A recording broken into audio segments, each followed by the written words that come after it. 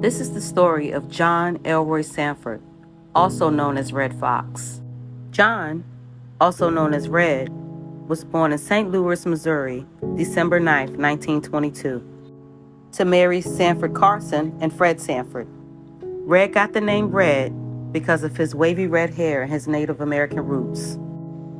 Redd had one brother, Fred G. Sanford, which name he used in the hit sitcom Sanford and Son, which he looked up to very much. Redd had a troubling childhood. His dad left his mother when he was 4 years old. Shortly after, his mother started dating a mobster and moved to Chicago and left him and his brother to live with his grandmother. This devastated him and his brother, and because of this, his brother Fred started getting into a lot of trouble.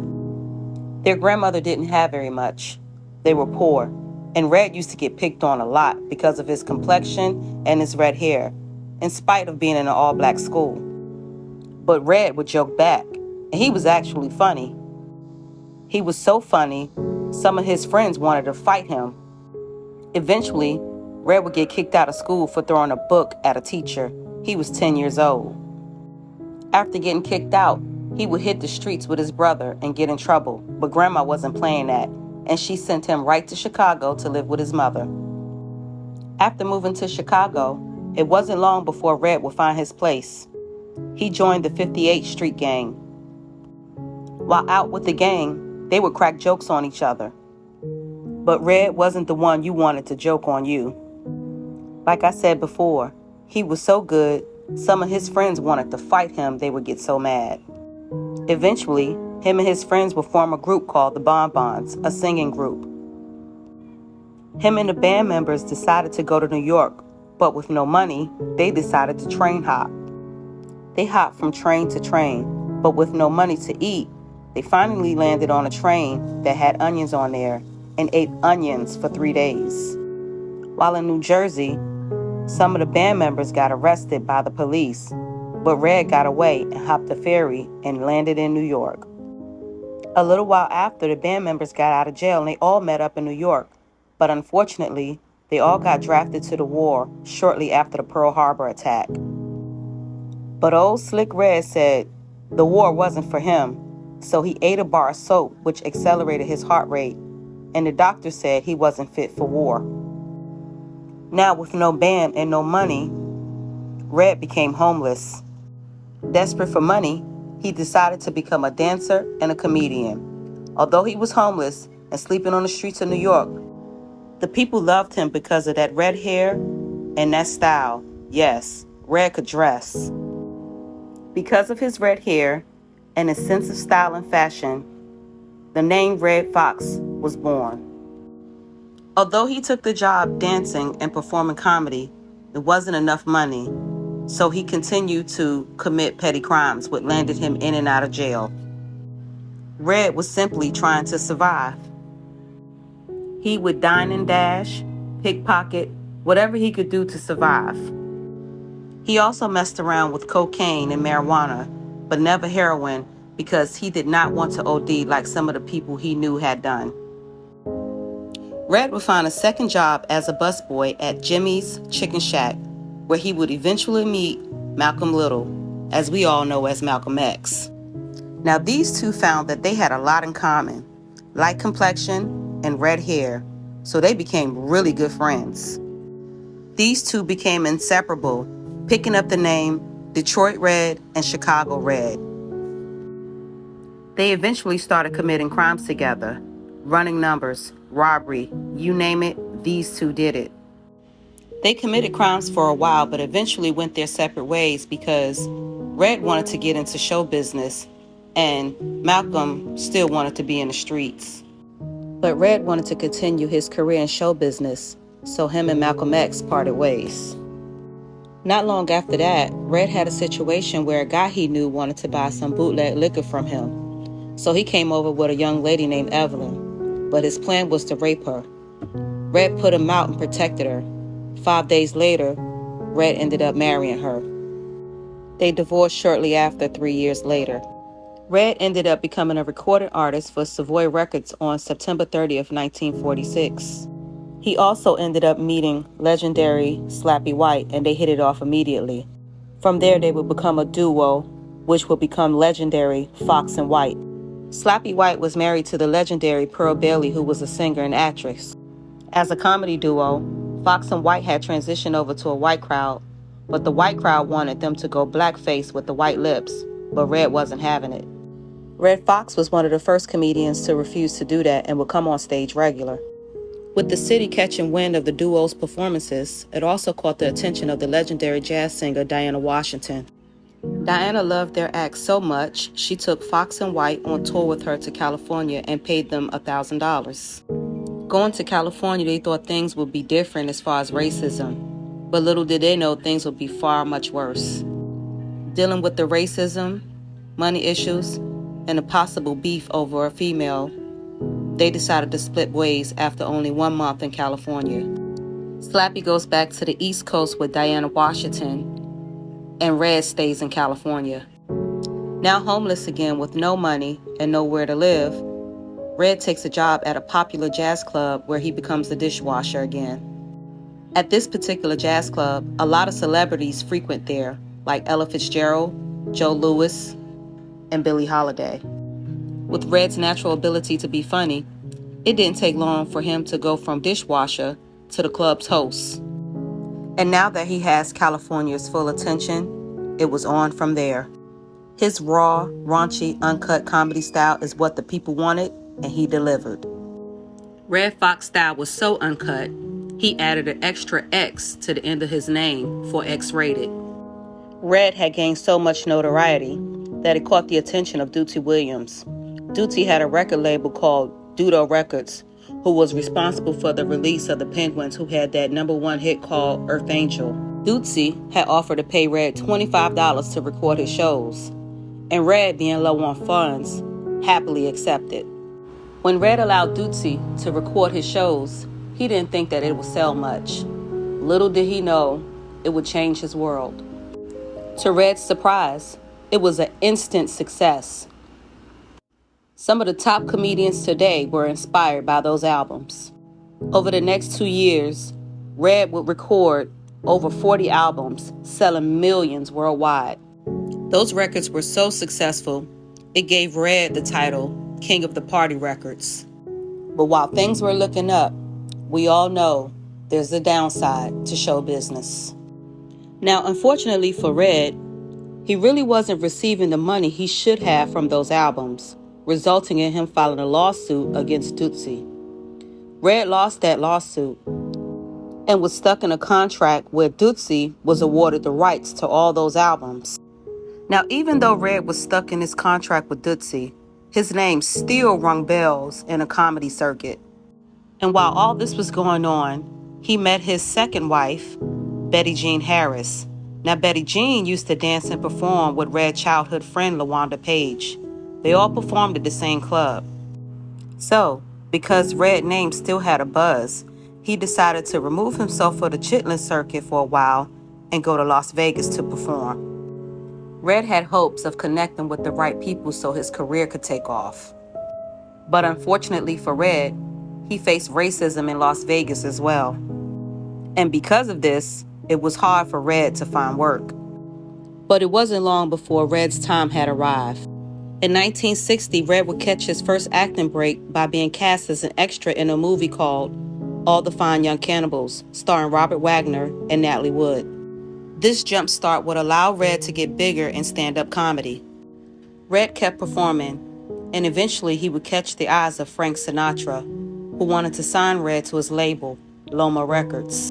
But Redd had to warn Frank and let him know that he was still stuck in a contract with Dootsie and Dudo Records. Frank told Redd not to worry about it, and a few days later, Redd was freed from Dudo Records. Now, it was rumored that Frank Sinatra used his mob ties to get Redd out of that contract, but Redd didn't care, long as he was free. Now that Frank Sinatra bought Redd's album, Redd started to sell out millions everywhere. With the help of Sammy Davis Jr. and Frank Sinatra, Redd Foxx was able to go in front of a larger white crowd, which was huge. Redd had reached such a large crowd that eventually he wanted to open up his own nightclub in California. Redd named it the Redd Foxx Club, but the people called it Redd's Place. It was an instant success, and anybody who was anybody was sure enough gonna be there. Now, it was rumored that the Redd Foxx Club had a lot going on: drug activity, fights, brawls, you name it. But again, anybody who was anybody was there. One of those people, being Bill Cosby, ended up partnering with Redd. Now, Bill Cosby wanted to come in and clean the place up a little bit, get all of that riffraff out of there. But Redd Foxx wasn't having it. And this is where these two bumped heads. Money kept disappearing, and bills just wasn't getting paid. And Bill Cosby didn't like that at all. But Redd, feeling like, hey, this is my club, you can't tell me what to do, they ended up parting ways. And shortly afterwards, the club ended up burning down because someone left a cigarette lit, which caused the couch to catch on fire. Allegedly. But this didn't stop Redd, nor did it stop his popularity. In fact, Redd's popularity would grow so much that it would eventually land him more roles in movies. One movie in particular that he landed a role in was Cotton Comes to Harlem. Even though he had a small role, producer Norman Lear saw the movie and had plans for Redd. Now, Norman had plans for a new show that he thought Redd would be perfect for, called Sanford & Son, which was an American version of a British show called Steptoe & Son. Now, Norman already had an impressive resume with producing All in the Family, Maude, The Jeffersons, and Good Times. This was Redd Foxx's big break.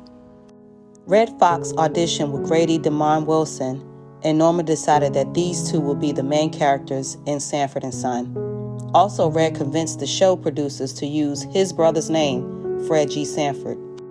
On January 14, 1972, Sanford & Son debuted, and it was an instant success. It came in at number 2, right behind All in the Family. The ratings for this show was actually higher than the Baseball World Series that year, which was major.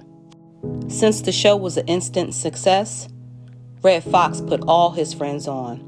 LaWanda Page as Aunt Esther, Whitman Mayo, as we all know, as Grady, Pat Morita as Achu, Donald Bexley as Bubba, and Raymond Allen as Woodrow were all Redd Foxx friends. By this time, Sanford & Son was a success, and yes, Redd Foxx was getting money, making $20,000 an episode. And Redd wanted his money in cash. He loved to spend money, and he loved to gamble. Now, with the success of the show, Redd found out that other staff members were making more money than him, and that didn't set right with Redd. You see, Redd thought that other staff members were making more money than him because he was black. You see, Redd knew that they treated black actors very poorly, and he wasn't for none of that. Redd also knew that they were trying to sell the show to Columbia for millions, so Redd asked for 25% of the company, so when the show got syndicated, Redd would make money for the rest of his life and his family after his death. Redd, still being angry because others were making more money than him, started cussing people out on the set, not showing up to work, all types of stuff. You see, not only was Redd angry because of the money situation, some of the white writers wanted Redd Foxx and other cast members to start acting like coons and stuff like that. And Redd fought for black actors, and he wasn't having none of that, so that angered him.